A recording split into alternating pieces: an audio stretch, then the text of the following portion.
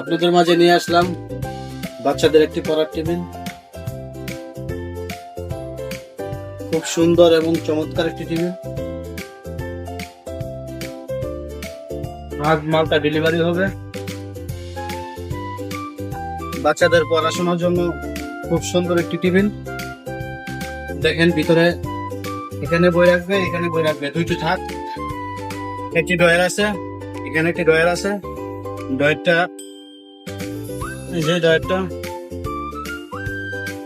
যে একটি ডয়ার সম্পূর্ণ শাড়ি কাঠ।